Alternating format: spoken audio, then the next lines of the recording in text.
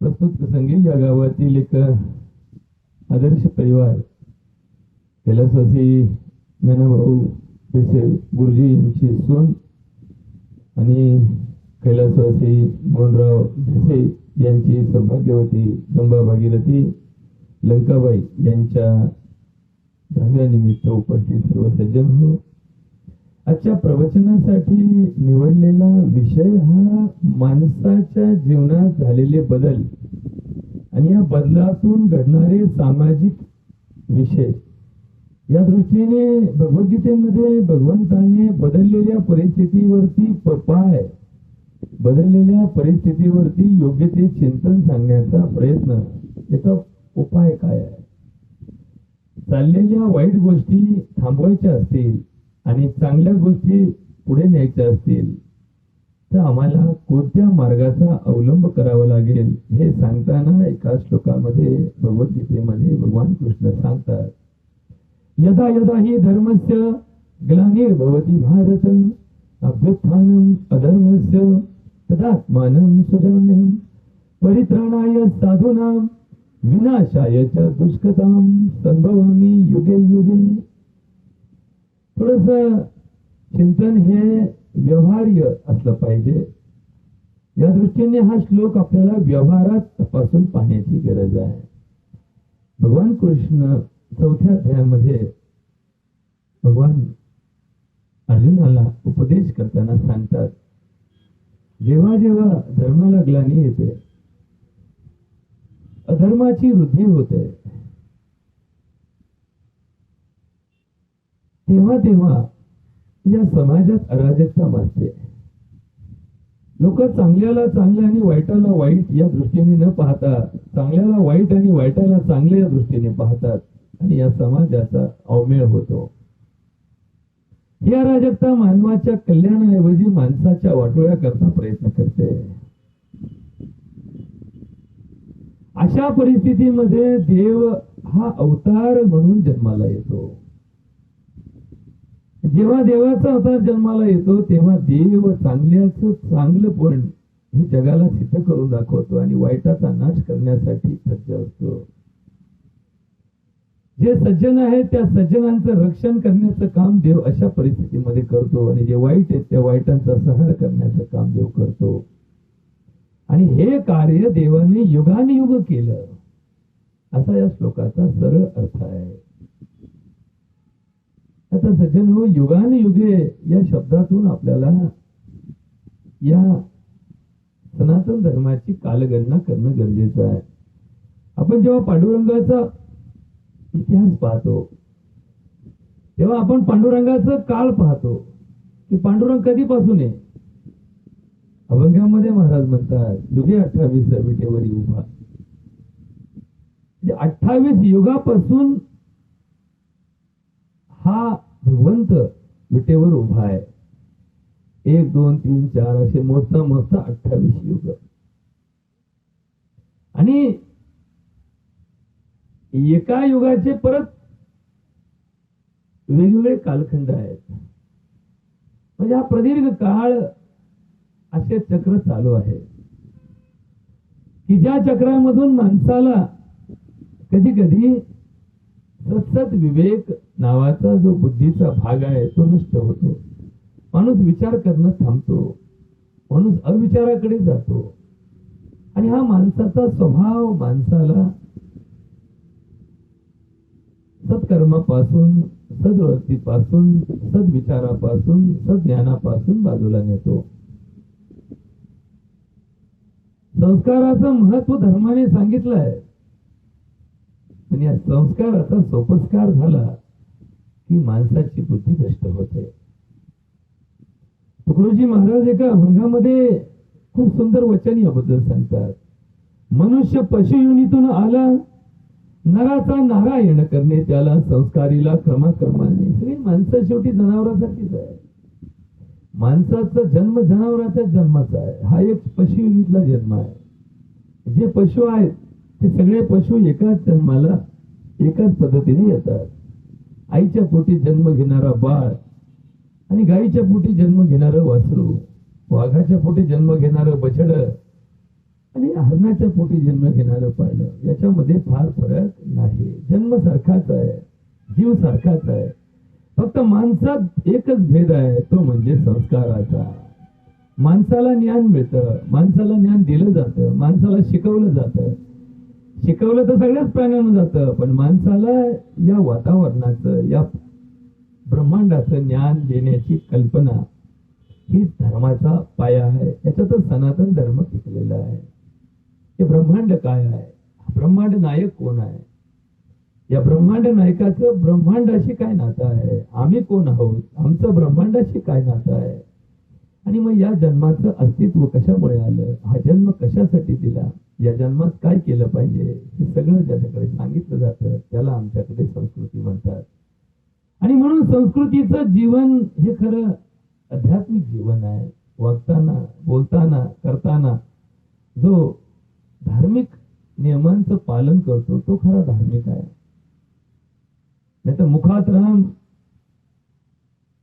आणि पोटात काम ही जर वासना असेल तर तो दंभ, तर तो विरोधाभास आहे. आणि म्हणून या अभंगाचं चिंतन आपल्याला आजच्या तारखेला, आजच्या परिस्थितीमध्ये, बदललेल्या सामाजिक व्यवस्थेमध्ये करणं आवश्यक आहे.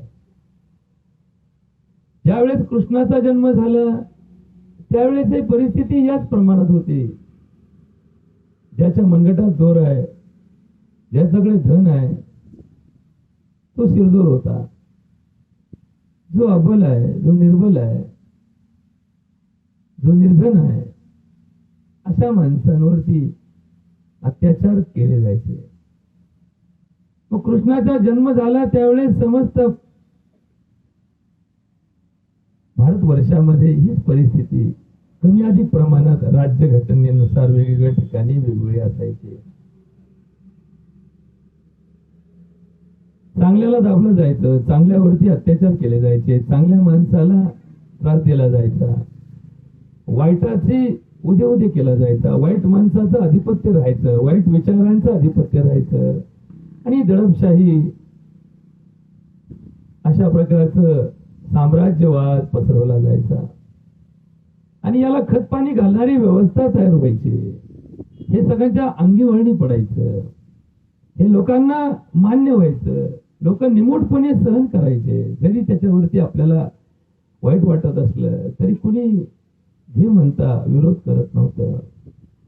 ही परिस्थिती जेव्हा अनेक वर्ष चालली तेव्हा भगवान कृष्णाचा अवतार जन्माला आला आणि त्यांनी त्याच्या जीवनामध्ये हे परिस्थितीवर मात करण्याचा निर्णय घेतला.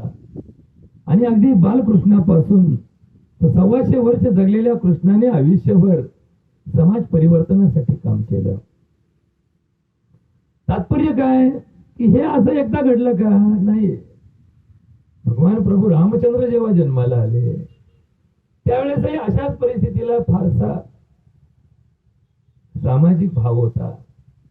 अशीच परिस्थिती तत्कालीन घटनेमध्ये निर्माण झाली होती की जिथे रावणाचं राज्य किंवा रावणाच्या समान राजांचं राज्य असेल तिथे प्रतिष्ठा होती. आणि जिथे सात्विकता आहे, जिथे नैतिकता आहे, जिथे सत्य आहे, जिथे प्रामाणिकपणा आहे, त्या गोष्टींना झाकलं जायचं. त्यांच्याकडे प्रभाव दृष्टीने कोणी पाहत नव्हतं. मग प्रभू रामचंद्राने जन्म घेतला. माणसांनी त्यांना फारशी साथ दिली नाही, म्हणून त्यांनी नैराश न होता वानर किन्नर यांचं साथ घेतली आणि आपल्या अस्तित्वामध्ये मानव जातीचं कल्याण करण्याचा प्रयत्न केला. ही युगानुयुग चालणारी घटना आहे. म्हणून तर संभवामी युगे युगे हा शब्द या श्लोकाच्या शेवटी भगवंताने वापरला. आजच्या या 10व्याच्या कार्यक्रमानिमित्त या परिवाराबद्दल बोलायचं ठरलं तर गुरुजी एक ज्येष्ठ पुत्र या परिवारातील, हे भावंड, 4 भाऊ 4 बहिणी आणि हा मोठा विस्तार. आणि या विस्तारामध्ये गुरुजींचं हे वयाने सर्वात ज्येष्ठ पुत्र या परिवारातले. अत्यंत जबाबदारीने त्यांनी आपल्या संसारामध्ये त्यांच्या सौभाग्यवती आणि त्यांनी या परिवाराचा गाडा ओढला. पुढे काळानुरूप परिस्थिती बदलली. उपजले ते नासे, नासले ते पुन्हा रूपी दिसे, हे घटिका यंत्र जैसे परिभ्रमेगा. गुरुजींनी आपल्या मुलांच्या संसाराबरोबरच आपल्या नाती नातवांचे संसारही उभे करण्याचा प्रयत्न त्यांच्या हयातीत केला. पण माणसाच्या जीवनामध्ये शेवटी कितीही माणूस सबल असला, कितीही निरोगी असला, कितीही सधन असला, किती सक्षम असला, तरी शेवटी हे राड गाडगं एक दिवस लयाला जातं. एक दिवस त्याचा अंत ठरलेला आहे. या जगात अमर अशा तत्वाला कुणीही शिवलं नाही. देवांचे अवतारही शेवटी गेले या जगातून.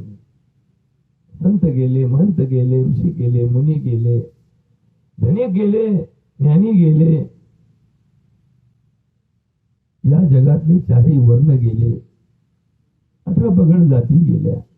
या जन्माला आलेला प्रत्येक जण मृत्यू लोकामध्ये आला आणि म्हणून मरणाला तो सामोरं जावंच लागतं त्याला. गुरुजींच्या सौभाग्यवतींनीही या संसारामध्ये अनेक परमार्थिक चिंतनातून आपल्या पूर्ण नंदाधीरांचे कार्य केलं. बाईंना जावं लागलं, गुरुजीला जावं लागलं. काळाचा महिमा अगाध आहे आणि म्हणून काळाने आमच्या या लंकाबाईचंही संसारातलं मंगळसूत्र काढून घेतलं. मोहनलाही काही वर्षापूर्वी या ही लोकांच्या प्रवासातून जावं लागलं. हे घटनेचं चक्र चालू असताना लंकाबाईवरती जबाबदारी आली. शिक्षण फार जरी नसलं तरी मात्र उमेदीने, हिमतीने त्यांनी आपल्या मुलींचे, जावयाचे, संसाराचे गाडे ओढत राहिले. दुर्दैवाने तिला ही एक हृदयाचा मोठा आजार, या शरीरामध्ये काही यांत्रिक बिघाड देवाने प्रत्येकाच्या जन्माला त्याच्या मागच्या जन्मीच्या पुण्याच्या हिशोबातून काही ना काही गावठ्याला येत असतं. हे तर या धर्माच्या चिंतनातलं सगळ्यात मोठं तत्व आहे की जे आजही कोणाला फारसं समजलं नाही. डॉक्टरला वर्तमान काळ समजतो. डॉक्टरला वर्तमान काळातल्या घटनेचं अवलोकन करता येतं, त्याचं निरीक्षण करता येतं, त्याचं परीक्षण करता येतं, त्याच्यावरती आधार शोधता येतो, उपाय शोधता येतो. वर्तमान काळाच्या बाबतीमध्ये डॉक्टरचं ज्ञान वाढत गेलं. पण या घटनेची कार्यकारण मीमांसा डॉक्टरला फारशी अवगत नाहीये. डॉक्टर की शास्त्राला फारसं ज्ञान नाहीये. की माणसाला डायबिटीस का होतो डॉक्टरला अजून माहित नाही. एखाद्या माणसाला ब्लड प्रेशर का होतं कोणाला माहित नाही. तब्येतीने बारीक असलेल्या माणसाला अटॅक का येतो डॉक्टरला फारसं समजत नाही. एखाद्या निर्व्यसनी महिला दमा का लागतो कोणाला माहित नाही. एखाद्या दारू न पिणाऱ्या माणसाचं लिव्हर खराब का होतं डॉक्टरला फारसं समजत नाही. म्हणजे ते कार्यकारण मीमांसा थांबते, तिथे प्रश्नाची उत्तर मिळत नाही, तिथे धर्म आपलं उत्तर देत असतो आणि धर्माची उत्तर ही शाश्वत असतात. आणि म्हणून अशा प्रकारचे आजार, कुणाच्या हृदयाला छिद्र असतं, कुणाच्या हृदयाच्या शिरा बंद असतात, कुणाच्या फुफ्फुसाच्या आतमध्ये पोकळी निर्माण झाली असते, कुणाच्या लिव्हरमध्ये गाठ असते, कुणाच्या आतड्यामध्ये एखादा आजार निर्माण होतो. हे सगळं घडत असताना माणसाची बुद्धी बंद पडते. तिथे परमार्थाचा अभ्यास करणं गरजेचं पडतं. धर्मशास्त्रामध्ये मानवी जीवनाच्या प्रवासामध्ये अशा प्रकारच्या कार्यकारण मीमांसेला 3 बाबीमध्ये विभाजित केलेलं आहे. 3 घटकांमध्ये विभाजित केलेलं आहे. एक आहे प्रारब्धवाद, एक आहे भौतिकवाद आणि एक आहे ईश्वरवाद, देववाद. माणसाच्या वाट्याला येणारं दुःख आणि माणसाच्या जन्माला आलेलं सुख, या दोन्ही घटनेमध्ये या 3 गोष्टींचा प्रभाव सांगितलेला आहे धर्माने. अधिभौतिक, अधिदैविक आणि आध्यात्मिक. अशा 3 कारणांचे परिणाम माणसावर होत असतात. 3 कारणाने माणसाचं जीवन जगण्याचा मार्ग हा समजून घ्यावा लागतो. ही दिलेली कार्यकारण मीमांसा, ही दिलेली माणसाच्या आयुष्यात निर्माण झालेल्या घटनेचा परिणाम दाखवणारी 3 कारणं. अधिभौतिक, अधिदैविक आणि आध्यात्मिक. त्यापैकी अधिभौतिक कारणांचा शोध डॉक्टर की शास्त्राने लावला. कोणाच्या शरीरामध्ये गाठ तयार झाली असेल तर डॉक्टरने अंजिओग्राफी करून तपासली, ती गाठ काढून टाकली, विरघळून टाकली, शिर मोकळी केली, प्रवास सुरू झाला, पुन्हा पेशंट परत प्राकृत परिस्थितीला आला. या भौतिक जगतामध्ये पंचतत्वांची सृष्टी आहे, पंचतत्वांचा देह आहे. याच्यावरती माणसाने अभ्यास केला. पिंडी ते ब्रह्मांडी न्याय शोधून काढला. या पिंडामध्ये जे आहे ते ब्रह्मांडामध्ये आहे आणि जे ब्रह्मांडामध्ये आहे ते सगळं या पिंडामध्ये आहे. याचा माणसाने विकास केला. आणि म्हणून जेवढे जेवढे अद्यावत उपकरणं माणसाने शोधून काढले, जेवढे जेवढे आधुनिक सुविधा माणसाने शोधून काढल्या, जेवढे जेवढे विज्ञानाने शोध लावले, ते एवढे सगळे भौतिक शास्त्रात जमा झाले. या पंचतत्वामध्ये पृथ्वी, आप, तेज, वायू आणि आकाश हे 5 तत्व आणि त्यांच्या 5 गुणांना माणसाने विकसित केलं. शब्द, स्पर्श, रूप, रस, गंध या 5 गुणांना 5 विषयांमध्ये परिवर्तित करून माणसाची 5 ज्ञानेंद्रिय आणि 5 कर्मेंद्रिय यांचं सगळं हा व्यापार चालू असतो. माणसाच्या नाकाने वास घेण्याची जी प्रवृत्ती आहे ती कानाला ती शक्य नाही. कानाने ऐकण्याची वृत्ती आहे ती नाकाला शक्य नाही. बघा, 5 ज्ञानेंद्रियाचे 5 कर्म स्वतंत्र आहेत, 5 ज्ञानेंद्रियाचे 5 विषय स्वतंत्र आहेत, 5 कर्मेंद्रियाचे 5 विषय स्वतंत्र आहेत. आणि हा भौतिक व्यापार आम्हाला सगळ्यांना जाणण्याजोगा आहे. अशाच भौतिक तत्वज्ञानातून आमच्या लंकाबाईच्या हृदयामध्ये एक बिघाड होता. तिच्या हृदयाचे सगळे कप्पे सारखेच बंद आणि सारखेच उघडे होत नव्हते. माणसाच्या बुद्धीला कधी कधी अज्ञानाचं पांघरून पडतं. एखाद्याला एखाद्या गोष्टीपासून त्रास आहे समजल्यानंतर सुद्धा काही दिवसांनी ती विस्मरणात जाते. डायबिटीसच्या माणसाला काही दिवस लक्षात राहतं गोड खायचं नाही, आणि काही दिवसांनी त्याचा एखाद्या कार्यामध्ये प्रसंग आला तर तो माणूस धाडस करतो, जाऊ दे एखाद्या दिवशी काय फरक पडतो. या दृष्टिकोनातून माणसाने संयमाच्या दृष्टीने धर्माचा स्वीकार केला पाहिजे. आणि म्हणून संयम हा जर कर्मेंद्रियाचा असेल तर माणसाला आजारावर मात करता येते. भगवद्गीतेमध्ये भगवान कृष्ण एका चिंतनामध्ये सांगतात, कर्मेंद्रियानी संयम्य या असते मनसा स्मरम इंद्रिय अर्थान विमुडा आत्मा मिथ्याचारास उच्यते. जे करू नये ते केलं जातं आणि जे करावं ते केलं जात नाही, याला मिथ्याचार असं म्हणतात. मग हा मिथ्याचार व्यवहाराच्या बाबतीत असेल, आजाराच्या बाबतीत असेल, कुटुंबाच्या बाबतीत असेल, व्यक्तिगत आरोग्याच्या बाबतीत असेल, सार्वजनिक आरोग्याच्या बाबतीमध्ये असेल, हा मिथ्याचार माणसाला अडचणीत आणतो. जनसमुदायाला याला भीती निर्माण होते. जनसमुदायामध्ये याच्यापासून दुष्परिणाम भोगावे लागतात. जसं की आपण करोना काळामध्ये पाहिलं की एका व्यक्तीला झालेला करोना मिथ्याचारामुळं, त्याच्या विलगीकरणाच्या प्रक्रियेमध्ये समावेश नसल्यामुळं, त्याने फारसं गांभीर्याने न घेतल्यामुळं गावगाव पसरला. तर ही गोष्ट आपण आपल्या डोळ्याने पाहिली. आपल्याकडे या गोष्टीचा प्रादुर्भाव झाला, अनेक लोकांचे मरण झाले, अनेक लोक यामध्ये चांगले धडधाकट लोक गेले, अनेक तरुण गेले. मग या घटनेतून एक गोष्ट शिकण्याची आहे की संयम हा फार महत्वाचा विषय आहे. इंद्रियाचा संयम असेल तर आयुष्य वाढतं, इंद्रियाचा संयम कमी असेल तर आयुष्यावरती आपल्याला अडचणी वाढत जातात.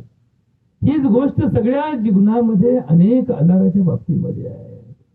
काही गोष्टीचा उपाय हा मरेपर्यंत करावा लागतो. तसा डायबिटीसच्या माणसाने जर कोणाला प्रश्न विचारला की ही गोळी चालू केली, ही गोळी किती दिवस खायची, शास्त्रात उत्तर एकच आहे, जोपर्यंत तुम्ही मरत नाही तोपर्यंत खायची, कारण मरेपर्यंत तो आजार राहणार आहे. एखाद्या माणसाच्या शरीरामध्ये ब्लड प्रेशरचा आजार आहे, त्याही माणसावरती जर आपण कोणी विचारलं की बाई ब्लड प्रेशरची गोळी कधी बंद होणार माझी, तर उत्तर एकच आहे, जोपर्यंत तुला शरीरामध्ये जीवन आहे, जन्म आहे, जीव आहे, तोपर्यंत तुला या गोळीची गरज आहे. ज्या क्षणी तू या गोळी बंद करशील त्या क्षणी तुझ्या जीवाला धोका निर्माण होईल.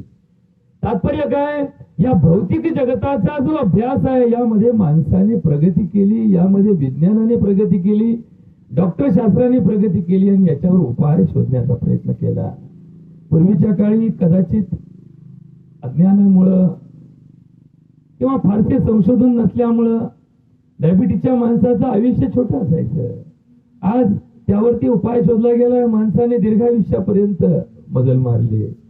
एखाद्या माणसाला कदाचित एड्स सारखा रोग झाला तर पूर्वीच्या काळी झपाट्याने माणसं मरायची, काही वर्षात माणसं मरायची. आज 20-20, 25-25 वर्ष त्याच्यावरती मात करून लोक आज सक्षमपणे जगतायत. हा विज्ञानाचा फायदा आहे, हा विज्ञानाचा परिणाम आहे. इथपर्यंत माणसाला समजलं. पण याच जीवनामध्ये दोन गोष्टी अशा आहेत की ज्या भौतिक जगताच्या पलीकडे आहेत. कोणत्या दोन गोष्टी आहेत? आध्यात्मिक आणि अधिदैविक. आता या दोन गोष्टीचा अभ्यास धर्म सांगतं. धर्माचं ज्ञान हे माणसाला अत्यावश्यक आहे. मग तो धर्म माणसाला या दोन गोष्टीचं ज्ञान सांगतो की जे विज्ञानाला सांगणं शक्य नाहीये. विज्ञानाने फक्त शरीराच्या अवयवांवर अभ्यास केला, विज्ञानाने आत्म्याचा अभ्यास केला नाही. विज्ञान आत्मा मानत नाही. एवढंच काय, 1830 सालापर्यंत विज्ञान मन सुद्धा मानत नव्हतं. बघा, याच्यावरती थोडं बारीक चिंतन समजून घ्या. 1830 सालापर्यंत जे आधुनिक विज्ञान आहे, जे MBBS डॉक्टरला शिकवलं जातं, त्यामध्ये लिहिलं जायचं मन बिन काही नाही, जगामध्ये मन दिसतही नाही, दाखवता येत नाही, त्यामुळे मनच नाहीये. फ्राईड नावाच्या एका शास्त्रज्ञाने 1830 साली पहिल्यांदा सिद्धांत मांडला, अरे हे काहीतरी आहे बरं का, नाही असं नाहीये, याच्यावरती काम केलं पाहिजे, याच्यावर अभ्यास केला पाहिजे. आणि मग 1830 साली पहिल्यांदा आधुनिक विज्ञानाने मनाचं अस्तित्व मान्य केलं. याचा अर्थ इथून पाठीमागे त्यांनी मन या विषयाचा अभ्यासच केला नाही.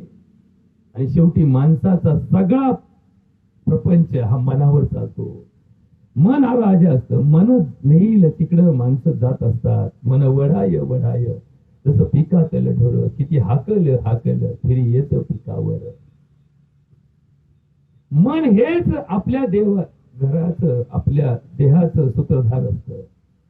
त्याने ठरवलं तेच शरीर करतं, त्याने ठरवलं तेच इंद्रिय करतात. त्याच्यावरती ताबा ज्या गोष्टींचा असेल, मन जर राक्षसाच्या ताब्यात असेल तर तो माणूस राक्षस बनतो. मन जर देवाच्या अधीन असेल तर तो माणूस दैवी शक्तीचा अलंकार बनतो.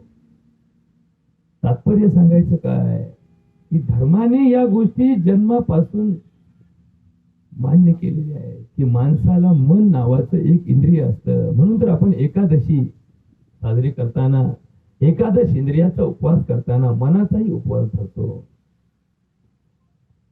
या मनाचं राज्य माणसाने समजून घेतलं पाहिजे. मनाचे 3 गुण धर्माने सांगितले, सात्विक, राजस, तामस. सात्विक मन माणसाला सात्विक कर्माकडे प्रवृत्त करतं. सात्विक आहाराने सात्विक मनाची निर्मिती होते. राजस आहाराने राजस मनाची वृत्ती होते आणि राजस वृत्ती ही माणसाला संहारक असते. तामशी खाण्याने, तमो भव अन्नाने माणसाचं मन तामशी बनतं आणि तामशी माणसं हे धर्मविरुद्ध कार्यासाठी प्रवृत्त असतात, अधर्माच्या वृत्तीने जगतात. म्हणून तर आपल्याकडे एक वारकरी संप्रदाय आहे की जो ठोकून ठोकून ठोकून ठोकून लोकांना रोज सांगतो, माळी घाला, हे खाऊ नका, ते खाऊ नका, हे करू नका, ते करू नका. तर वारकरी संप्रदाय या दृष्टीने का सांगतो? कारण वारकरी संप्रदाय हा सात्विक समाजाचा प्रवृत्त करणारा आहे. या समाजामध्ये सात्विकता वाढावी, या समाजामध्ये सज्जन लोकांची संख्या वाढावी, ईश्वर निष्ठांची मांडीयाळी तयार व्हावी. आणि म्हणून हा सगळा जो अट्टहास आहे आमच्या वारकरी संप्रदायाचा, आमच्या वैष्णव संप्रदायाचा, हा सगळा एकच आहे की माणसाने खाताना ते अन्न खावं की ज्याचा परिणाम माणसाच्या विचारांवर चांगला होईल. सात्विक अन्न म्हणून तर माणसाच्या जीवनामध्ये माळ घातलेल्या माणसाला शाकाहार सांगितला. शाकाहारामध्ये सात्विकता आहे, मांसाहारामध्ये तामसता आहे आणि मिश्रहारामध्ये राजसता आहे. मग जर माणसाने सतत मांसाहार केला, रोज मांसाहार केला, रोज मांसाहार केला तर त्याचं मन तामशी बनतं, त्याचं मन रागीट बनतं, त्याच्या मनावरती वाईट विचार केल्याची वृत्ती निर्माण होते, त्याला राग लवकर येतो, तो तमभावाने जगतो, तो दुसऱ्याच्या भावनेचा विचार करत नाही, तो हळूहळू भावना शून्य होतो. अर्थात तो हळूहळू जनावराच्या सारखा वागायला लागतो. दया, माया, प्रेम, करुणा, क्षमा, शांतीशील याच्याकडून तो दूर जातो आणि तो क्रौर्य करतो, तो हिंसा करतो, तो लोकांना त्रास देण्यासाठी प्रवृत्त होतो. मग धर्माचा जो पाया आहे तो मुळातच माणसाचा सज्जनपणा वाढवण्यासाठी असतो. सज्जन माणसं निर्माण व्हावी. आता सज्जन आणि दुर्जन हे पाठी लावून कळत नाही की याला पाठी लावली सज्जन आहे, तो सज्जन नसतो. त्याच्या रंगावर पण सज्जनपणा नसतो. एखादा माणूस गोरा आहे म्हणजे सज्जन आहे असंही नाही होत. एखादा माणूस रंगाने सावळा आहे म्हणतो दुर्जन आहे असंही होत नाही. रंगाचा सज्जन दुर्जनाशी काही संबंध नाही. उंचीशी नाही, एखादा माणूस खूप उंचीला आहे म्हणजे तो सज्जन आहे असंही नाही. वजनावरही नाही, एखादा माणूस वजनदार आहे म्हणजे सज्जन आहे असंही नाही. त्याच्या दिसण्याचा, त्याच्या असण्याचा, त्याच्या सज्जनपणाशी आणि दुर्जनपणाशी काही संबंध नाही. एका जैन साधूने खूप सुंदर वचन सांगितलं. माणसं सज्जन आणि दुर्जन कशी ओळखायची त्यावर त्यांनी एक प्रमाण सांगितलं. शस्त्र की परख होती है उसकी धार से, वस्त्र की परख होती है उसकी तार से, आणि मनुष्य की परख होती है उसकी व्यवहार से. एखादं शस्त्र असेल, समजा कांदा कापायचा आणि तुमच्या लग्नात सासूरवाडीने तुम्हाला सोन्याची चाकू दिला. नाही म्हणले पैशावाली सासूरवाडी आहे, मग आता सोन्याचे दागिने करून झाले पण काही तोडे उरले होते, मग त्याने काय केलं, एक चाकू दिला सोन्याचा. आता जरी सोन्याचा चाकू दिला तर ती एखाद्या शोरूम मध्ये ठेवाय पुरता ठीक आहे. एखादी चांदीची तलवार दिली म्हणजे ती फक्त तेवढ्यापुरती फोटो काढायपुरती आणि त्या सत्कारापुरती ठीक आहे. पण जर लढाईच करायची ठरली तर चांदीच्या तलवारीने शिवाजी महाराजांनी कधी लढाई करून पाहिली का? नाही. कारण चांदीला धार येत नाही, तिथे लोखंडच लागत. तसा चाकू कापायचा असेल तर त्याला चांदीचे चाकू, सोन्याचा चाकू चालणार नाही, तिथे लोखंडाचा चाकू लागतो. जरी तुम्ही पैशावाले असले तरी चाकू मात्र लोखंडानेच लागतो. कारण धार ही लोखंडाला तयार होते, पोलादाला तयार होते, बिडाला तयार होते.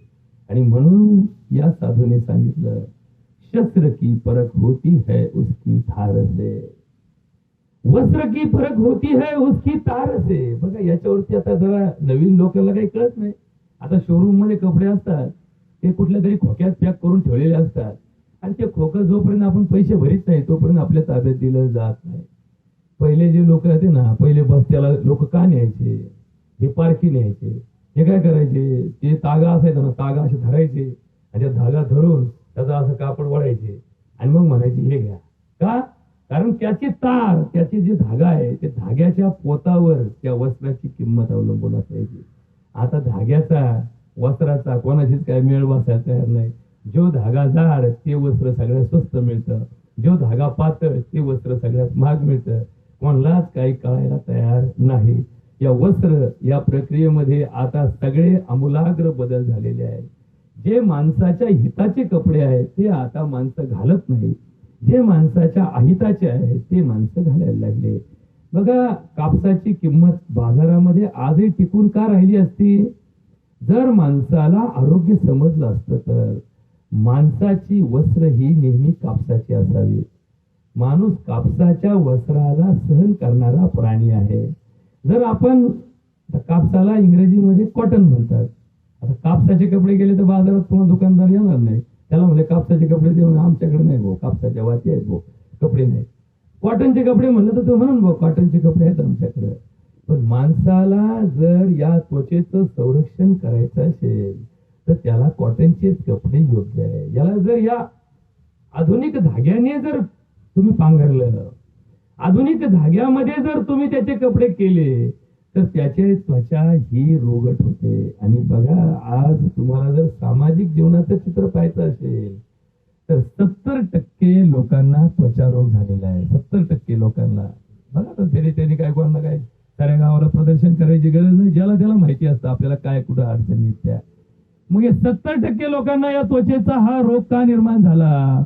तर माणसाने सुती कपडे घालायचं सोडून दिलं. माणसाने विलायती कपडे, विलायती धागे आणि हे सिंथेटिक रासायनिक प्रक्रियेतून निर्माण झालेले पॉलिस्टर, टेरिकॉल, टेरिवूल हे सगळं वापरायला सुरुवात केली आणि माणसाचं आरोग्य धोक्यात आलं.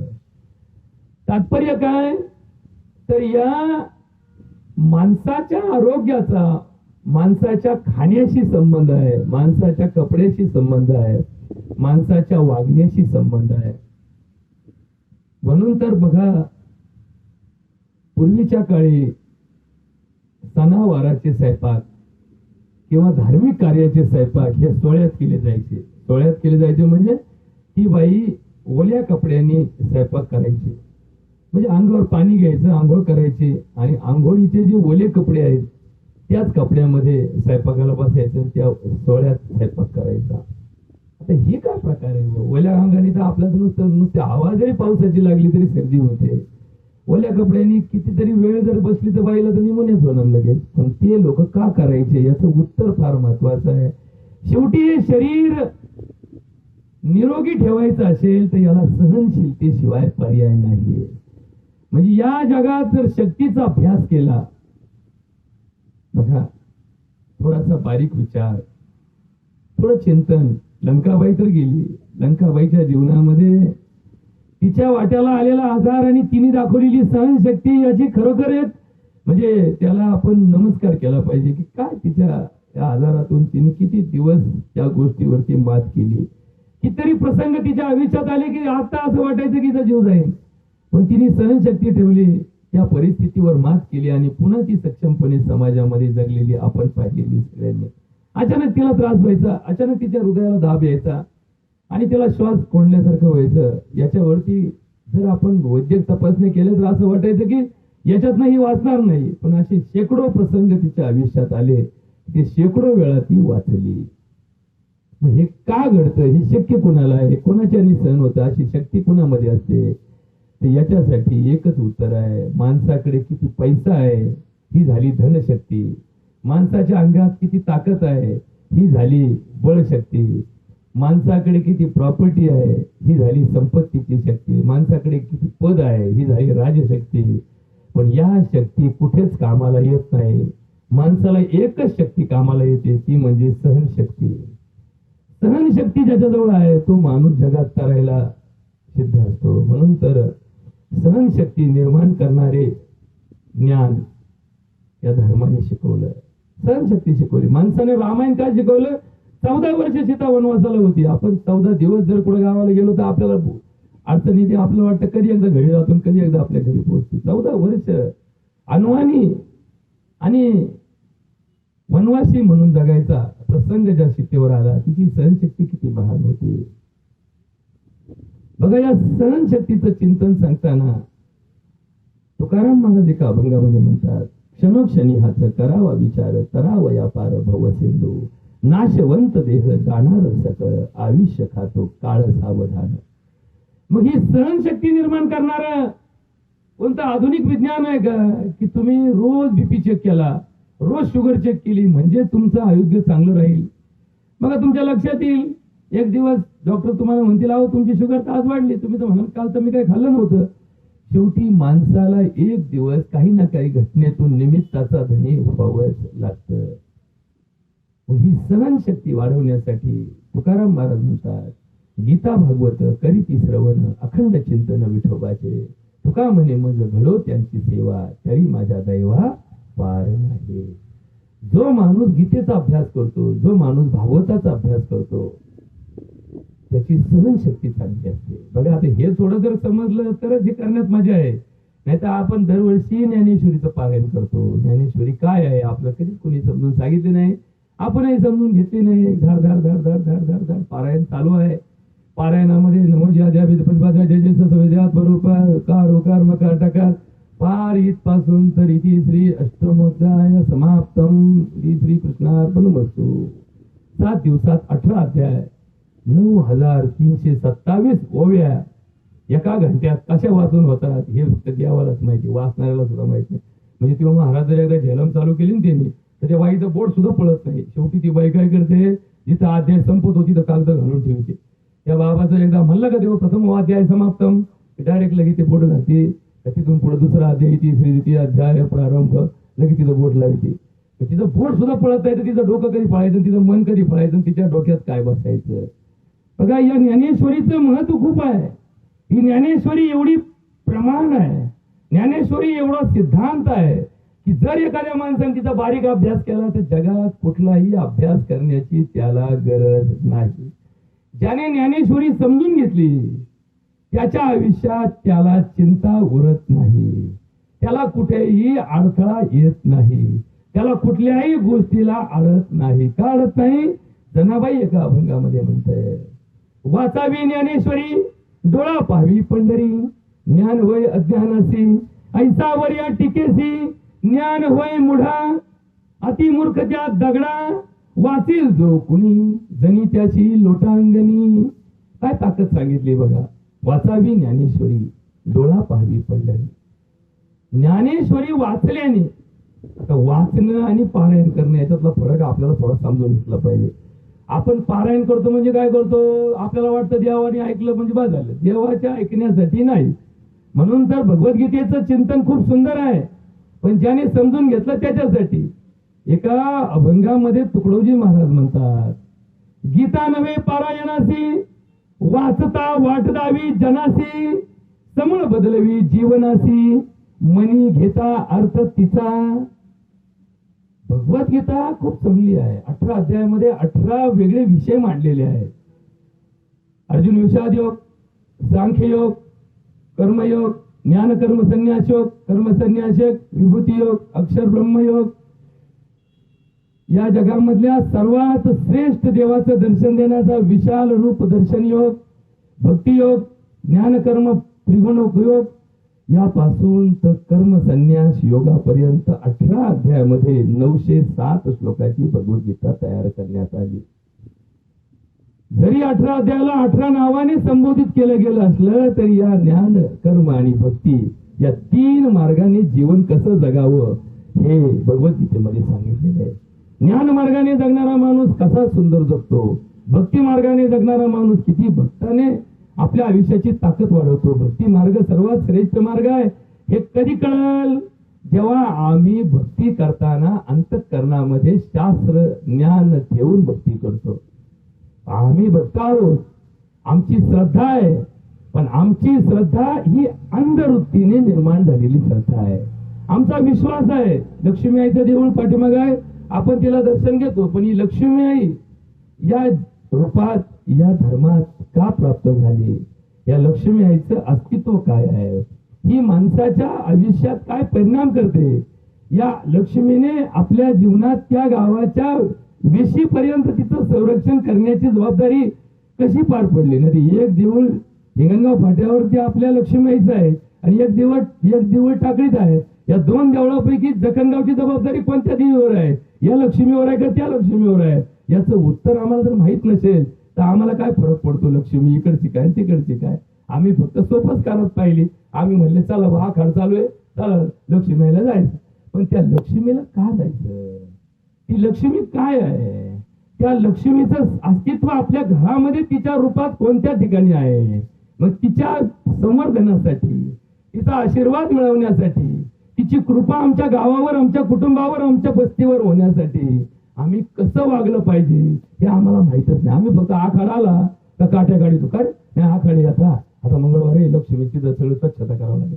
मग वर्षभर लक्ष्मी काट्यात राहिली तरी आम्हाला चालती. एखादा बिरोबा असेल, एखादा मुसोबा असेल, आम्ही फक्त जत्रा पुरताच त्याचा शोध लावितो. कुठे रे बिरोबा, अति काय नाही का, ते कपाट्या नाही का, त्या काट्या आहेत ना तिकडे जा, JCB आणा साफ कर. का JCB आणला, उद्या जत्रा आहे ना म्हणले. मग उद्या जत्रा आहे म्हणून आज खंडोबा शोधला, उद्या जत्रा आहे म्हणून आज बिरोबा शोधला, आणि मग आज शोधला, उद्या साफ केला, परवा दिवशी सगळं गाव गोळा झालं. 13 दिवसापासून ढोकून पाहिना. परत वर्षभर तो बिरोबा कुठे आणि तो मसोबा कुठे कुणीच पाहिला नाही. असा जत्रा पुरता देव पूजला तर कोणाचं कल्याण होणार आहे याच्यावरती थोडं चिंतन करण्याची वेळ आता आली आहे. यदा यदा ही धर्मस्य ग्लानिर्भवति भारत अभ्युत्थानम अधर्मस्य तदात्मानं सुजाम्यहं परित्राणाय साधूनां विनाशाय चतुष्कतां संभवामि युगे युगे. या चिंतनात आपल्याला या प्रवचनाचा मार्ग स्वीकारताना संत वचनाप्रमाणे आम्हाला आयुष्य चालू देण्याच्या मार्गाला काय बाधा आहेत आणि काय उपाय आहेत हे सांगण्याचा प्रयत्न करत होतो. मग ज्याप्रमाणे या भगवद्गीतेचं चिंतन माणसाच्या आयुष्याला शिकवतं त्याचप्रमाणे भागवत ग्रंथ सुद्धा बघा. आमच्याकडे फक्त लिहिलं जातं हरिभक्त परायण. हरिभक्ती कशात वर्णन केली, कोणी सांगितलं हरिभक्त कोणाला म्हणायचं, हे भागवतामध्ये वर्णन केलं. भागवताचे प्रकार आहेत, गीतेचे प्रकार आहेत. आम्हाला फक्त एकच गोष्ट माहिती आहे, भागवत हा ग्रंथ आमच्याकडे एका दृष्टीने धर्मग्रंथ म्हणून पाहिला जातो.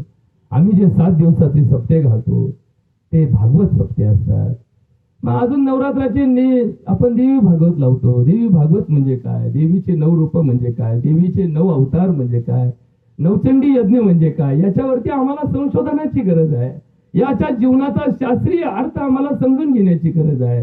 आम्ही हे सोपस्कारात परिवर्तित केलं. होम करायचा म्हणजे कुठेतरी धूर करायचा, झाला होम झाला. कुठेतरी एखाद्या ठिकाणी अग्नी पेटवायचा, आमची अग्निपूजा झाली.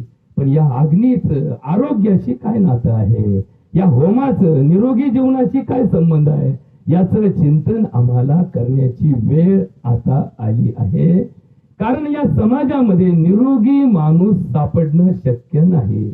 आज माणसाच्या जन्मापासून मृत्यूपर्यंत तुम्ही सगळ्याचा जरी अभ्यास केला, जन्म झाल्याचा मुलगा जर तुम्ही पाहिला तर त्याला निरोगी म्हणण्याची परिस्थिती नाही. एक तर तो प्रमाणापेक्षा वजनाने कमी असेल किंवा वजनाने जास्त असेल. जन्मताच त्याला काही ना काहीतरी विकार असेल, जन्मताच त्याला काही ना काही खोड असेल, जन्मताच त्याला काही ना काही आजार असेल. याचं प्रमाण प्रचंड वाढत चाललेलं आहे. म्हणून तर सध्या झालेला प्रत्येक मुलगा, बघा बरं का, आता पैशावाल्या लोकांची कामं थोडी कशी असतात, मुलगा झाला की लगेच लहान मुलाच्या डॉक्टर दाखवायचं. आता का बरं दाखवत, इथून पाठीमागे लोकांनी आयुष्य गेलं तरी डॉक्टरचं दर्शन घेतलं नाही. 1.25 महिना पोरग घराच्या बाहेर काढीत नव्हते. ज्या दिवशी 1.25 महिना पूर्ण होईल त्या दिवशी नवीन कपडे आणायचे, तोपर्यंत पोराला नवीन कपडे नसायचे. आता बाळापणाच्या 1.25 महिना आधी बाई शॉपिंगला जाते आणि होणाऱ्या पोरांचे कपडे विकत घेऊन येते. आणि भरोसा काय तुझा होईल ते टक्के चांगलंच होईल कशावरून. मग हिला आशावाद केला, म्हणजे सोनोग्राफी केली, सगळा रिपोर्ट चांगला आला. ही लगेच उड्या मारीत गेली, म्हणजे सोनोग्राफी झाली का, चला म्हणजे आपण बाजारात जाऊन कपडे घेऊन. कोणाला कपडे आणायचे, होणाऱ्या पोराला. म्हणजे अजून तर कशात काही नाही, त्याच्या आताच आपला कार्यक्रम चालू झाला. पूर्वीच्या धर्माने सांगितलं थांब, बाळातपण झालं म्हणजे सगळं सुखरूप नाही. जोपर्यंत ते बाळ 1.25 महिना जिवंत राहत नाही तोपर्यंत त्याला 1760 विघ्न आहेत. मग कुणाच्या पोराला झाल्या कावीळ होते, कुणाच्या पोराला झाल्या कळतं की याला संडासची जागा नाहीये, कुणाच्या पोराला कळतं की याच्या हृदयाला छिद्र आहे, कुणाच्या पोराचं लिव्हर जन्मता खराब असतं, कुणाच्या पोराच्या मेंदूमध्ये जन्मता पाणी असतं. हे सगळं कळायला 1.25 महिना दिलेला असतो. आणि मग 1.25 महिन्यानंतर ते बाळ निरोगी राहिलं तर याचा अर्थ ते बाळ निरोगी आहे असं समजायचं. कोणत्या स्कॅन करायची, कोणती सोनोग्राफीची, कोणत्या तपासण्याची गरज नाही. मग 1.25 महिन्यांनी त्याला नवीन कपडे घ्यायचे आणि 1.25 महिन्यांनी त्याला गावातल्या देवाचं दर्शन घालायचं. ग्रामदेवता, कुलदेवता, या सगळ्या देवतांचं दर्शन झालं तर मग पाहुण्याला म्हणायचं, बघा तुमचा नातू. आता आमचा पाहुणा तर आधी सोनोग्राफी चांगला जातो, संग दाखव बरं मला. त्याला काय कळायचं, डॉक्टरला लवकर कळत नाही सोनोग्राफी, तर तुम्हाला काय करायची. पण लोक आता इतके उत्सुक झाले. याच्यावरून 2 गोष्टी आहे की आशावाद माणसाचा जागा करण्याचं काम विज्ञानाने केलं, पण आशावाद हा निराशेकडे जाण्याची शक्यता आहे हे विज्ञानाला कधी कळलंच नाही. अपेक्षाचं ओझं ज्या मुलांवर लादलं गेलं त्या अपेक्षा पूर्ण न केल्यास अपेक्षा भंगाचं दुःख सुद्धा माणसाच्या वाट्याला येतं हे माणूस विसरला. आणि म्हणून निरपेक्ष जीवन ज्या धर्माने शिकवलं तो निरपेक्ष शब्द आम्ही गायब करून टाकला. आम्ही आशावादी झालो. लग्न केलं तर आम्हाला आशा आहे की बायको घरात येऊन स्वयंपाक करीन, बायको 2 रुपये उत्पन्न आणून देईल, बायकोला आपल्या अपत्य प्राप्तीसाठी आपण तिच्या जीवनात आमचा वंश वाढवण्यासाठी तिचं आमच्या घरात लागत, तिचे लक्ष्मीचा अवतार आमच्याकडे येणार आहे. ही अपेक्षा प्रत्येक वेळेस पूर्ण होते असं नाही. मग जशा जशा अपेक्षा भंग होतात तसे तसे घरामधले वाद वाढत जातात. 2 वर्ष झाले काही व्हायना, हा दोष त्या बिचारीच्या माथी मारला जातो. तिला शिक्षण आहे, ती MA आहे, BEd आहे, पण नोकरी नाही. सासू रोज टुमणं मारते, काय एखादी शेती करणारी केली असती तर कमीत कमी खोरापला असतं. आता तुला MA करून ठेवला, तुला नोकरी लागणं, खोरापता येईना, आता बरं पस्तावा झाला का. रोज तिच्या मागे लागून लागून लागून लागून घरातले वाद वाढत चालले. मग जर तुम्ही करतानाच अपेक्षा ठेवली नाही का असं तसं बाबा जशी आहे तशी, तिला येत असेल ते करीन, जर नसेल येत आपण तिला शिकू, तिला लेखी सारखं जर हळूहळू हळूहळू सांभाळलं तर तीच परत स्वयंपाकाला सुगरण होऊ शकते, तीच परत चांगलं शिक्षण घेऊन नोकरी करू शकते. कित्येकांच्या बायांनी लग्न झाल्यानंतर शिक्षण घेऊन नोकऱ्या केल्या आणि कित्येकांच्या लग्नाआधी शिक्षण घेऊन बिगर नोकरीच्या घरी राहिल्या. याचं काय कारण आहे, एकच कारण आहे, मानसिकता. आमच्या मनामध्ये अपेक्षावाद निर्माण झाला की आम्हाला त्याचं जरी पूर्ण करण्याची इच्छा प्रयत्न करत असली तरी प्रयत्नाला मर्यादा आहे. हे उत्तर आम्हाला धर्माने शिकवलं. प्रत्येक प्रयत्नाला मर्यादा आहे. डॉक्टरकडे पेशंट नेला म्हणजे जगणारच असं नाही. उपाय केला म्हणजे तो रोग नीट होणारच असं नाही. म्हणून तर लोक निम्म्यावरती मरतात. या जगात एवढे संशोधन झाले, व्हेंटिलेटर चालू झाले. या जगामध्ये माणसाला कृत्रिम श्वसन देण्याची क्रिया चालू झाली. माणसाचं हृदय बदलण्याचं शास्त्र विकसित झालं. माणसाचं लिव्हर बदलण्याचं यंत्र तंत्रज्ञान आलं. तरी सगळं झालं तरी माणसं मरायची थांबत नाही. तरी माणसं म्हातारपणापर्यंत जगत नाहीत. का जगत नाही? कारण प्रयत्नाला मर्यादा आहे. मर्यादित प्रयत्नाचे उत्तर आहे. प्रयत्नवाद हा जरी माणसाचा एकमेव आधार असला तरी तो आशावाद कुठेतरी माणसाने वास्तवात समजून घेतला पाहिजे. मग धर्म काय शिकवतो याचं थोडं उत्तर शोधा, म्हणजे तुम्हाला कळेल. धर्म सांगतो किती प्रयत्न केले तेवढी नशिबाच्या पुढे काही मिळत नाही. मग हे नशीब काय भानगडे? नशीब कोणत्या पुस्तकात असतं? नशिबाची व्याख्या काय? नशीब कोणत्या रक्त तपासणीत सापडतं? नशीब कोणत्या सिटी स्कॅन मध्ये सापडतं? तर हे भौतिक वस्तू नाही किती सापडते. ही एक भावनिक गोष्ट आहे.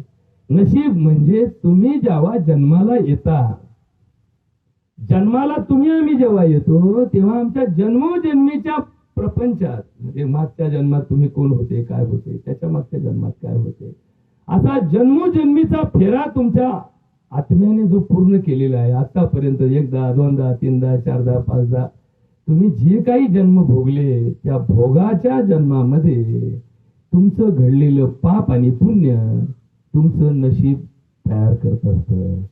तुमच्या जन्मोजन्मीच्या पुण्याने या नशिबात तुम्हाला काही गोष्टी लाभ होतात आणि जन्मोजन्मीच्या पापाचा परिणाम या जन्मात नशीब फुटकं निघतं. बरेच लोक प्रयत्न करतात पण त्यांच्या वाट्याला त्या प्रयत्नाला यश येत नाही. कित्येक लोक कष्ट करून गरीब आहेत, कित्येक लोक ऐत खाऊ असून श्रीमंत आहेत, कित्येक लोक तालीम करून व्यायाम करून सुद्धा रोगी आहेत, कित्येक लोक आळशी असून सुद्धा निरोगी आहेत. मग हे सगळं गणित कुठं मांडलेलं आहे? तर हे अध्यात्मशास्त्रामध्ये मांडलेलं आहे की जन्मोजन्मीच्या फेऱ्यामध्ये आमचा जीव जे काही त्याच्या जन्मात आलेलं कर्म करून गेला त्या इतिहासाचा परिणाम वर्तमान काळातल्या जीवाला भोगावा लागतो. म्हणून तर याचं उत्तर प्रारब्धवादामध्ये सांगितलेलं आहे.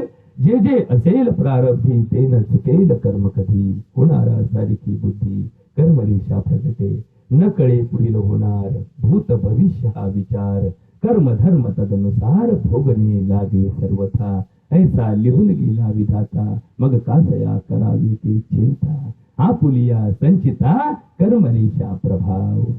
जैसे असेल आचरण घडले असेल पाप पुण्य, तैसे सानुकूल होतील कर्म मान अपमान जन करिता, काळ अनुकूल अथवा प्रतिकूल परी सोडू नये आपले धैर्य बळ, अनाचारी मन केवळ नये बाटू सर्वथा, अखंडवाणी हरिस्मरणी सुख विश्रांती कीर्तनी, संत म्हणती मनुष्य जन्म दुर्लभ. आता थोडं आवर्त घेण्यासाठी या श्लोकाचा अर्थ नीट समजून घ्या. चांगलं केलं तर चांगलं होतं हे प्रत्येक वेळेस खरं निघतं असं नाही. वाईट केलं तर वाईटच होतं, वाईटाचा शेवट वाईटच होतो हे प्रत्येक वेळेस खरं नाही. कित्येक लोक आयुष्यभर वाईट वागले तरी शेवटपर्यंत त्यांना वाईट कोणी म्हटलं नाही.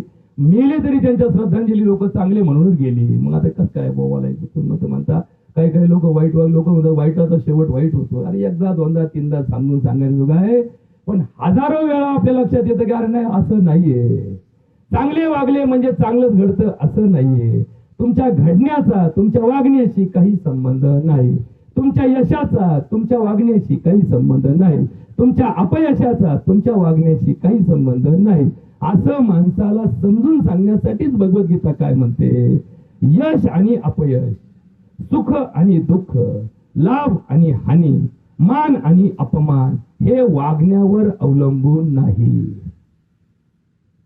आता तुम्ही म्हणाल असं कसं काय म्हणता तुम्ही?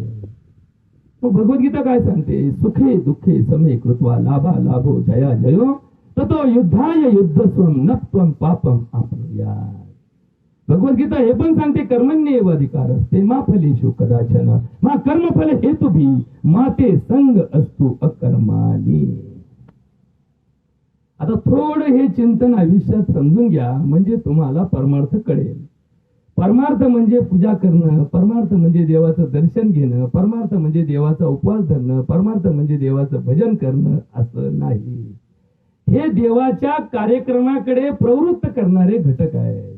म्हणजे आता ह्याच्यावर पण थोडा अभ्यास करा, हे थोडं समजून घ्या, याच्यावरती थोडा बारीक विचार करा की तुम्ही देवाचं भजन केलं म्हणजे तुम्ही चांगले असता का? नाही. जर तुम्ही एकीकडे देवाचं भजन करता आणि एकीकडे तुमचं वागणं विरुद्ध असेल तर ते भजन तुम्हाला करण्याचा परिणाम झाला नाही असा त्याचा अर्थ होतो. एकीकडे तुम्ही देवीची पूजा करता आणि दुसरीकडे घरातल्या देवीला सासुरवास करता. मग दोन गोष्टी एकाच वेळेस घडत असतील. एकीकडे तुम्ही पांडुरंगाचं दर्शन घेत असाल, पायी जात असाल, 10 दिवस दिंडीला गेले, 10 दिवस दिंडीमध्ये पायी चालले, पंढरपूरला गेले, बारीला लागले, 2 दिवसांनी पांडुरंगाचं दर्शन झालं आणि घरी आल्या जर म्हातारं घरातून हाकून देत असाल, म्हातारं तुमचं उपाशी मारित असाल तर मग तुमचा पांडुरंग तुम्हाला काय शिकवायला लागला? जर तुम्हाला कळत नाही की त्या पांडुरंगापेक्षा हा पांडुरंग श्रेष्ठ आहे, जर तुम्हाला असं दृष्टांतामध्ये सांगितलं असेल की एका ठिकाणी तुमचा बाप उभा आहे आणि त्याच्या शेजारी पांडुरंग उभा आहे आणि जर तुम्हाला धर्माने सांगितलं तू आधी दर्शन कोणाचं घेशील तर धर्मात सांगितलं आधी बापाचं दर्शन घेईन आणि मग पांडुरंगाचं दर्शन घेईन. यावरती तुमचं चिंतन काय आहे? जर तुम्हाला सांगितलं साक्षात लक्ष्मी तुमच्या समोर उभी आहे आणि साक्षात तुमची आई तुमच्या समोर उभी आहे तर आधी आईचं दर्शन घ्या आणि मग लक्ष्मीचं दर्शन घ्या, कारण त्या आईनेच आम्हाला हे जग दाखवलं. सकल तीर्थाची धुरे ते का माता पितरे त्याचे कीर शरीरे. आई वडिलांच्या प्रती आमच्या भावना जर शुद्ध नसतील तर तुम्ही कितीही शुद्ध तुपातला गावरान तुपातला शिरा प्रसाद म्हणून वाटला तर तो तुमचा कधीच प्रसाद म्हणून देवाला मान्य होणार नाही.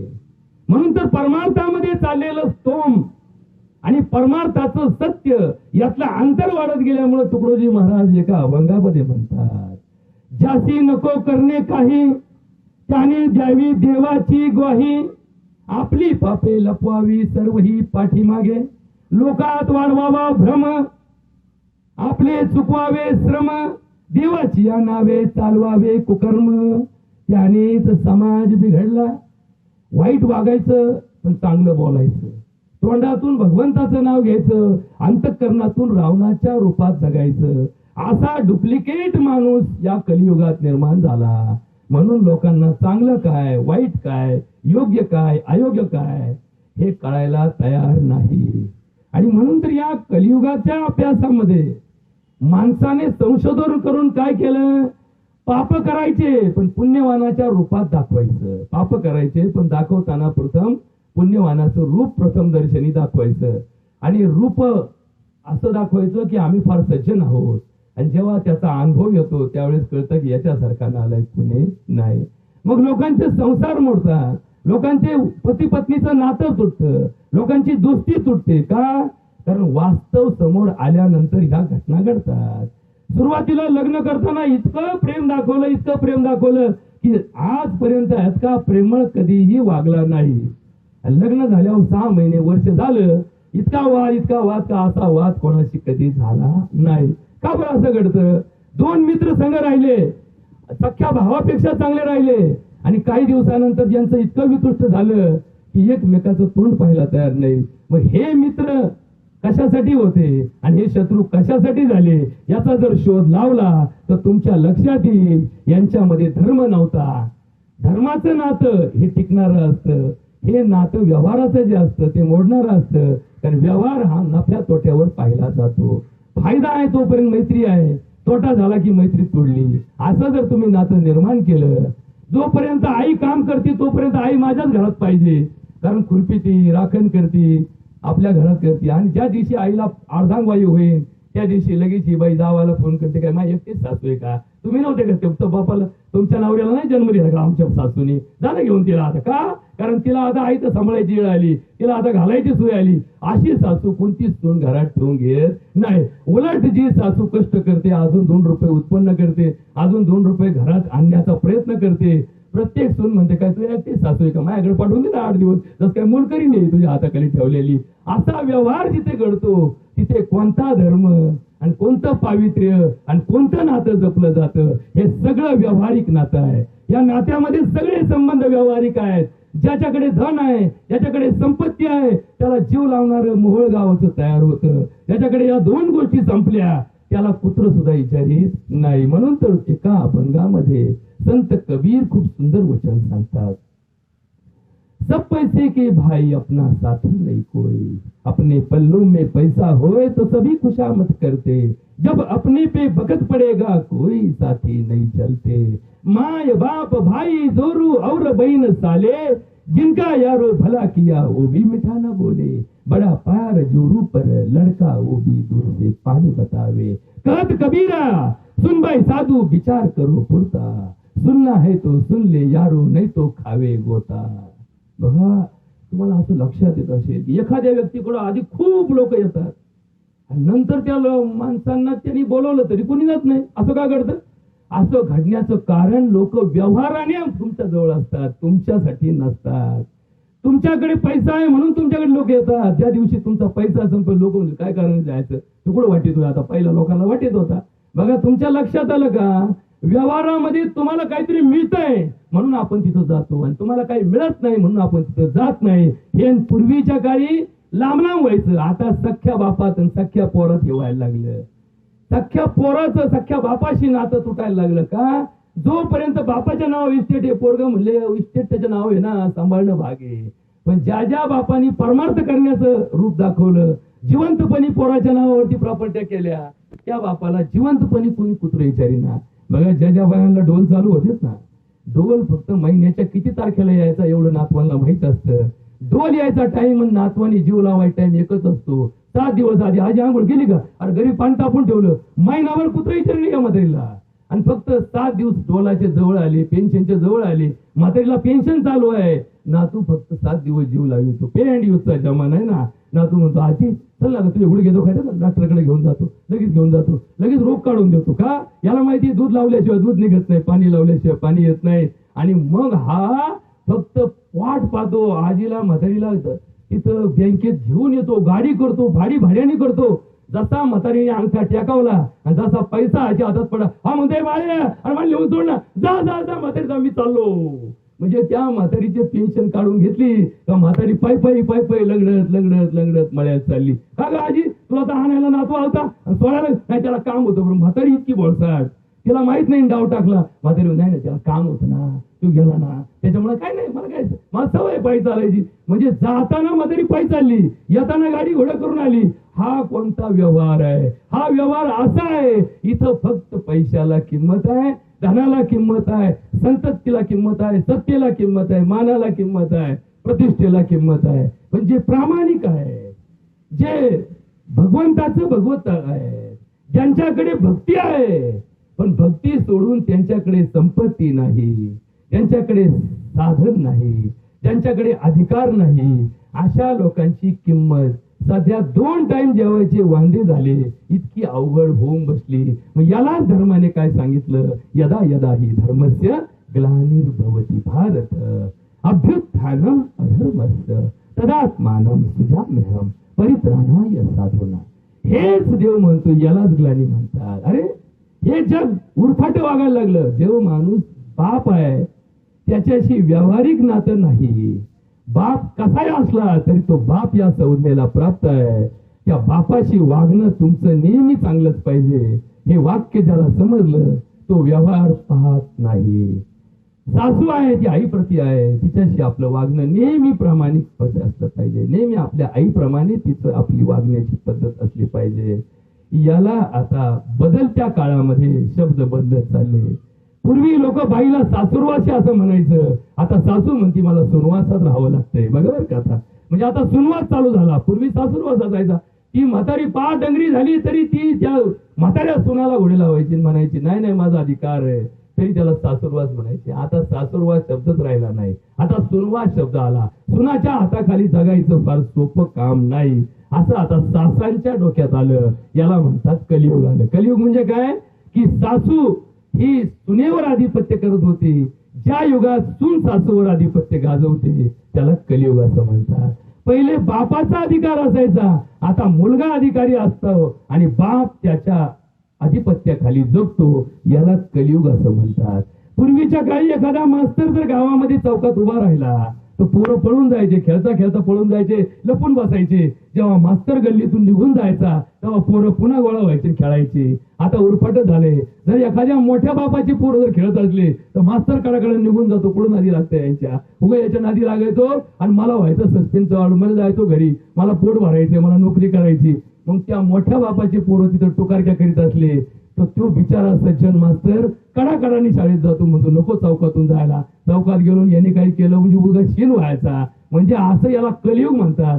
पहिले लोक मास्तरला घाबरायचे, आता मास्तर घाबरतोय. याच्यावरती थोडं बारीक चिंतन समजून घेण्याची वेळ आता खरोखर समाजाची आलेली आहे. आणि म्हणून धर्म संस्थापना हा जो शब्द आहे, हा शब्द कुणा एका दिवसाचा, कोणत्या एका मुहूर्ताचा, कोणत्या एका क्षणाचा, कोणत्या एका व्यक्तीने निर्माण केलेला शब्द नाही, तर सामाजिक जीवनामध्ये परिवर्तन, हे व्यवस्थेचं परिवर्तन व्हायला पाहिजे.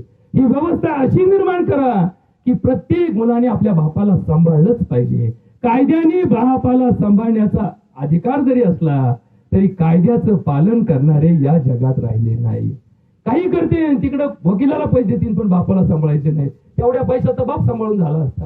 कित्येक लोकांनी बायका सोडल्या, कोर्टात दावे दाखल केले, वकिलांनी 10,000 घेतले आणि बायको 2,000 मागती, पुढची ती द्यायना. का बरं द्यायना? नाही म्हणजे वकिलाला 50,000 भरीन पण हिची खोड मोडीन, हिची खोड मोडता मोडता याची खोड मोडली, पण त्यांची काही दुसऱ्यांची एकमेकाची सांगण मांगण झाली नाही.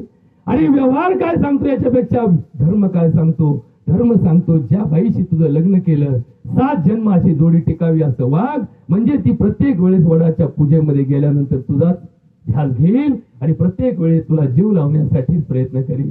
पण हा असा वागतो की त्याच्याकडनं तिच्या बिचारीच्या मानसिकतेचा, तिच्या बिचारीच्या भावनेचा कधी विचार केला जात नाही. आणि मग ती याच जन्मामध्ये त्याच्याबद्दल मनामध्ये घृणा निर्माण करते आणि याच्यातनं या समाजामध्ये अराजकता माजते. आणि म्हणून कोणताही कायदा या जगाला सुधरू शकणार नाही, कारण कायदे हे माणसं तयार करतात, माणसं पाळतात, त्यांच्यावर लक्ष ठेवणारे माणसं असतात, त्यांच्यावर निरीक्षण करणारी माणसं असतात, त्यांच्यावरती आरोप करणारी माणसं असतात आणि त्यांना त्रास देणारी माणसं असतात. म्हणून माणसाने माणसासाठी कधीही जगता येत नाही. माणसाने माणसासारखं जगायचं असेल तर देवाने दिलेले नियम पाळले तरच माणूस माणसासारखा वागतो. देव दिसत नाही म्हणून माणसाने सांभाळून ठेवलाय. जर तुम्हाला देव दाखवला असतं तर रात्रीतून गायब केला जाऊ ना, आणि मग मी गायब केला म्हणले. का बरं केला? आता देवच राहिला नाही, कोणाचं नाव घेशील तू आता? बरोबर का? देव माणसाच्या अधीन नाही, देव माणसाला धरता येत नाही, देव माणसाला फोडता येत नाही, देव माणसाला तोडता येत नाही, म्हणून देव आजपर्यंत जिवंत आहे. अरे माणसं दावे का घालतात? कारण आत्मा जळत नाही, आत्मा तुटत नाही, आत्मा मरत नाही, हे माणसाला बिंबवलं म्हणून दावे घालतात. नाही जिवंत असता तर कार्यक्रम केला असता माणसाने, पण आत्म्याचा कार्यक्रम तसा करता येत नाही. नाही न छिन्नती शस्त्रानी, नाही न दहती पावका, न चेन क्लेदेती आपो, न शोषती मारुता. याला वाऱ्यात सुकट ठेवला म्हणून आत्मा सुकत नाही, याला पाण्यात सोडला म्हणून वाहून जात नाही, याला जाळात टाकला म्हणून जळत नाही, याला चाकू घेतला म्हणून तोडता येत नाही. म्हणून तर त्या आत्म्याचं दर्शन घ्यायला आपण प्रामाणिकपणे हजर असतो. आणि आपल्याला हे शिकवलं धर्माने. चुकीचं का योग्य, सिद्ध का असिद्ध याच्याकडे लक्ष देऊ नका. पण धर्म काय सांगतो? आत्मा मरत नाही. आणि ज्या आत्म्याचा जीव घेण्याचा प्रयत्न तुम्ही केला असेल, ज्याला तुम्ही त्रास दिला असेल, तो आत्मा तुम्हाला सोडित नाही. बरोबर का?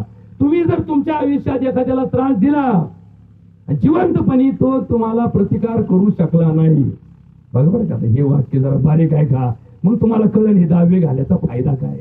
दावा हा मेलेल्या माणसासाठी नसतो, दावा हा जिवंत माणसाला दावा दाखवण्याचा प्रयत्न असतो.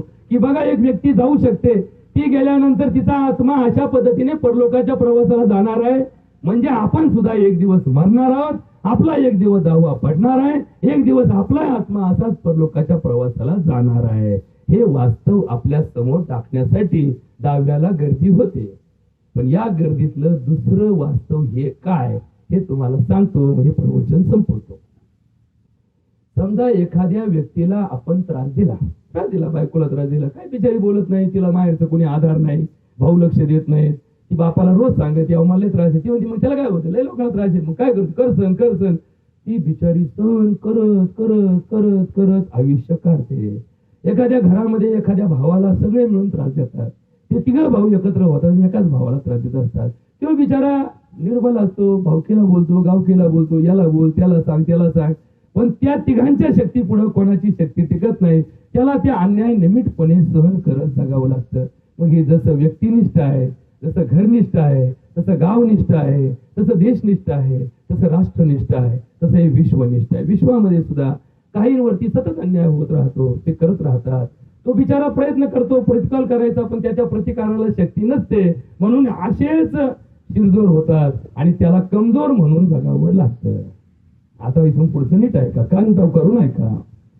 जर अशी व्यक्ती गेली आणि ती व्यक्ती आत्मरूपाने जेव्हा या समाजातून जाते, तेव्हा तिची शक्ती तिच्या मूळ रूपापेक्षा 1000 पटीने वाढते. आत्म्याच्या अंगात ताकद असते. म्हणून एखादा माणूस लय अतिरिक्त काम करायला लागला, आपण म्हणतो भूतासारखं काम करतो. आता भूत कसे काम करत माहिती का? भूत ही संज्ञा काय आहे? भूतामध्ये अफाट शक्ती असते.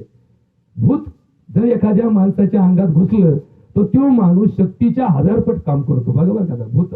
बघा पूर्वीच्या काळी मी असे लोक पाहिले, किती जाळात चालायचे, त्यांच्या अंगात देव आला किती जाळात चालायचे. जाळात चाललं, जाळ पाहिलं तरी लोक दचकतात. ते विस्तावरून चालायचे आणि विस्तावरून चालत गेल्यानंतर पाहिलं तर त्यांच्या पायाला कधी फोड आलेले नसायचे. काही लोक खिळ्यावरून चालायचे. बरोबर का? अजूनही लक्षात ठेवा, हे जुन्या लोकांना माहिती आहे. आपल्या परिसरामध्ये असे काही होते लोक की जे त्यांच्या अंगात जेव्हा देव संचारतो तेव्हा ते खिळ्यावरून चालायचे, खिळ्याच्या पाटावर उभं राहायचे आणि ज्यावेळेस त्यांच्या अंगातून देव जायचा तेव्हा ते खाली उतरले, त्यांच्या पायाला खिळ्याची इजा होत नव्हती. आणि त्या पाटावर जर तुमच्या आमच्यासारखा उभा राहिला, उभा राहिलं, लांब राहिलं, पाय ठेवल्या रक्त यायचं, त्यांच्या अंगात रक्त येत नव्हतं. तुम्ही जर इस्तवून चालले तर तुम्हाला इस्तवावरून चालता येत नाही. पण जर तुमच्या अंगात देव संचारला, आता 2 गोष्टी असतात, देव संचारणे आणि भूत संचारणे. बरोबर का? या 2 गोष्टी फार वेगळ्या आहेत. तुकाराम महाराज एका अभंगामध्ये सांगतात, अंगी दैवत संचरे मग तेथे काय उरे. ज्याच्या अंगात देव संचारला, ज्याच्या अंगात देव शक्ती गेली. बघा, देवाची कृपा होणं म्हणजे फक्त तुम्हाला 2 रुपये मिळणं, तुम्हाला पोरं होणं म्हणजे तुमचा आजार जाणं म्हणजे देवाची कृपा नाहीये बरं का? बघा लक्षात ठेवा. तुकाराम महाराज एका अभंगामध्ये विज्ञान सांगतात, बारीक ऐका. वैद्य वाचविती जीवा तरी कोण ध्याते देवा. जर डॉक्टरनीच पेशंट वाचवले असते तर लोकांनी डॉक्टरच्याच पूजा केल्या असत्या, देवाची पूजा कशी केली असती? म्हणले असते योच मला वाचवणार आहे ना, याचीच पूजा करा, याचीच आरती करा, यालाच निवड दाखवा, याच्याच पाया पडा. पण हे लोकांना कळालं की डॉक्टरही मरतोय, डॉक्टरही शेवटी एक दिवस मारणारच आहे, याला रोग झाला तर याला उपचारच करावा लागतोय. तेव्हापासून लोकांनी देवाच्या पूजा चालू ठेवल्या, डॉक्टरला फक्त त्याच्या रूपात त्याच्या पद्धतीने हाताळलं. वैद्य वाचविती जीवा तरी कोण ध्याते देवा. काय जाणो कैसी परी प्रारब्ध ते पुरीवरी. अंगी दैवत संचरे मग तेथे काय उरे. आता पुढचं वाक्य तर फार डेंजर आहे बरं का तुकाराम महाराजांचं. 900 कन्या पुत्र होती तरी का करावे लागे पती. 900नेच पोरं झाले असते तर पायाने लग्न केले असते का? नाही. 900 कन्या पुत्र होती तरी का करावे लागे पती. बरोबर का? तुकाराम महाराजांचा या अभंगामध्ये खूप मोठी ताकद आहे. अंगी दैवत संचरे मग तेथे काय उरे. या चिंतनामध्ये 2 गोष्टी सांगत होतो, तेवढ्या फक्त समजून घ्या. याचं काठाकोट चालूच असतो. अंगात देवाचा संचार झाला की माणसाची बळ वाढतं. माणसं इतके अफाट काम, खूप लोक जगामध्ये असे आहेत की ते रात्रंदिवस काम करतात तरी फ्रेश असतात, आणि काही लोक कामच करीत नाही तरी एकदम असे सुटक पडल्यासारखे 12 महिने असं. का? बोर झालं त्याचा रोज प्रत्येक दिवस बोर होतो. ते प्रत्येक दिवस नाराज असतात आणि प्रत्येक दिवस नैराश्यत असतात आणि प्रत्येक दिवस नकारात्मक विचार करतात. रात्रंदिवस काय त्यांना, एकादशी आली तरी त्याचं सुटके तोंडे, दिवाळी आली तरी सुतक पाड्यावर बसवतो, आमुषा आली तरी सुतक पाड्यावर बसतो. कोणताही दिवस कोणताही वार त्याच्यासाठी वाईटच असतो. आणि काही लोकांना फार घरात किती वाईट घटना घडली तरी म्हणतात काय नाही, देवाची कृपा, देवाची येते, देवाने दोरी तोडली गेले, बस. ते आनंदात जगतात, आनंदात राहतात, ते आनंदाचे डोही, आनंद तरंग, सगळीकडे आनंद शोधतात. वाईटात सुद्धा आनंद शोधतात, वाईटात सुद्धा जबाबदारी शोधतात. वाईट झालं तरी जबाबदारीने वागतात, चांगलं झालं तरी जबाबदारीने वागतात, धन मिळालं तरी जबाबदारीने वागतात, नाही मिळालं तरी जबाबदारीने वागतात. आत्ताच्या जमान्यामध्ये असं वागणं कुणाला शक्य आहे की फायद्यासाठी जवळ जात नाही, कर्मासाठी जवळ? असा कुठलाही माणूस जगात तुम्हाला दिसणार नाही. का दिसत नाही? कारण कलियुगामध्ये मतलबाची दुनिया निघाली, मतलबाची दुनिया निघाली. आणि जिथं जिथं मतलब आहे तिथे तिथं लबाडी आहे. म्हणून तर आपण काय म्हणतो, हे सगळं जग लबाड्याने बनलेलं आहे. जिकडं तिकडं लबाड्या चालू आहे, घरापासून दारापर्यंत घ्यावा, गल्लीपासून दिल्लीपर्यंत लबाड्याने युग भरलेला आहे. सत्य बसेल लपवून असत्य होईल शिरजोर कलियुगे. तुकडोजी महाराज अभंगाचा शेवट करताना एका ठिकाणी सांगतात, सत्य बसेल लपवून असत्य होईल शिरजोर कलियुगे. खरं वसव्याला पडेल आणि खोटं जाहीर होईल, खोट्याचा प्रसार होईल, खऱ्याचा दबाव होईल, खरं दडपून टाकलं जाईल आणि खोटं प्रसारित केलं जाईल. याला कलियुग असं म्हणतात. कष्टासाठी कुणी मरो, प्रतिष्ठेसाठी आम्ही सुरो, लोभासाठी कुणासही स्मरो, ऐसेच झाले जनी. कलियुगाचा एक शेवटचं रूप सांगतात, तेवढं सांगतो. कष्ट दुसऱ्यांनी करायचे, प्रतिष्ठा आपण कमवायची, लोकांनी कष्ट करायचे, आपल्याला पैसा मिळाला पाहिजे. बायकोने कष्ट करायची, संध्याकाळी दौऱ्याजवळ द्यायचे, नवऱ्याने संध्याकाळी दारू पिऊन यायची आणि त्याच बायकोला धोपटून काढायचं, जिने दिवसभर कष्ट करून 2 रुपये आणून दिले. याला कलियुग असं म्हणतात. तिची बिचारीची अवस्था, त्याची बिचारीची अवस्था, यामध्ये फारसा भेद नाही. म्हणून कष्टासाठी कुणी मरो, प्रतिष्ठेसाठी आम्ही चोरो, लोभासाठी कुणाचे स्मरो, ऐसेच झाले जनी. असं जेव्हा जन माणसात होतं त्याला कलियुग असं म्हणतात, त्याला धर्मनष्ट असं म्हणतात, धर्मभ्रष्ट असं म्हणतात, त्याला अधर्म असं म्हणतात, त्याला धर्माला ग्लानी आली असं म्हणतात. आणि त्यावेळेस आमचा अवतार भगवान कृष्णाचा अवतार, त्यावेळेस भगवंताचा अवतार जन्म घेतो. असो, झालेली सेवा पांडुरंगाच्या चरणी, तुम्हा सर्वांच्या चरणी अर्पण करतो. आमच्या लंकाबाईला असाच हृदयाचा आजार, तुम्हाला मगाशी सांगितलं, तिची सहनशक्ती फार अफाट होती. तिच्या सहनशक्तीमध्ये एवढी ताकद होती की लोक छोट्याशा तक्रारीला सामोरं जात नव्हते. तिला एवढ्या प्रचंड प्रमाणामध्ये सहनशक्तीच्या पलीकडे प्रॉब्लेम होता, पण तिने बिचारीने आपल्या चेहऱ्यावरचं हास्य, आपल्या मनामधलं धैर्य कधी सोडलं नाही. आपलं धैर्यबळ तिचं कधी खचलं नाही. परंतु शेवटी हा एक प्रकार आहे. तिला काय वाटलं कुणास ठाऊक, गेल्या 2-3 महिन्यापासून तिला चालू असलेल्या हृदयाच्या विकास कमी करणाऱ्या गोळ्या तिने अचानक बंद केल्या. तिला समजून सांगण्याचा तिच्या मुलींनी, तिच्या जावांनी, तिच्या नातेवाईकांनी प्रयत्न केला, पण तिला असं वाटायचं की आता काही गरज नाही, आता काही गरज नाही. कुठेतरी तिच्याकडनं या गोष्टीमध्ये थोडीशी अंतर पडलं आणि शेवटी तिला या जीवाचा धोका झाला. भगवंत तिला योग्य ठिकाणी जागा देव. तिचं बिचारीचं वय एवढं नव्हतं म्हणायला की बाबा तिला स्वर्ग मिळो, तिला आता मोक्ष मिळो. काही वयाने फार नव्हती, पण तिच्या कमी वयात तिला भरपूर आघात झाले. पहिल्यांदा नवऱ्याचा आघात झाला, सासूचा आघात झाला, सासऱ्याचा आघात झाला, कुटुंबाचा आघात झाला. व्यवस्थेमध्ये या सगळ्या गोष्टीत तिच्या वाट्याला जे आलं तिने ते धैर्याने आणि सामर्थ्याने झेललं. हे सामर्थ्य तिच्या पतिव्रतेचं होतं, हे तिच्या स्त्रीत्वाचं होतं. आणि हीच खरी देवीच्या अवताराचे रूप असते. बघा, तिचा अवतार या जन्मामध्ये ज्यांनी ज्यांनी डोळ्यांनी पाहिला, ज्यांनी ज्यांनी अनुभवला, तिचं सामर्थ्य इतकं होतं की ती आपल्या मुलाबाळांचं, आपल्या लेकी सुना, आपल्या लेकी, आपले जावई, आपले जे जावा, आपले जे सासा, हे जे गोतावळा आहे यांच्याशी कधीही प्रेमानेच वागली. तिला इतका वैताग होता तरी तिचं प्रेम कधी हटलं नाही आणि तिचा प्रेमाचा पाझर फुटला आणि या जगामध्ये तिने प्रेमाचं दर्शन दिलं. म्हणून तिचा एक देव अवतार या जगातून गेला. तिच्या जाण्यानं तिच्या मुलींना, जावयांना, जावांना, तिच्या सासांना, त्या परिवाराच्या गोतावळ्याला, विषय परिवाराला, आमच्या गावाला दुःख झालं. त्या सगळ्याच्या दुःखात सावरण्याची शक्ती आपण आपल्याला देतो असतो, एकमेकाला भेटत असतो, दुःख कमी करत असतो.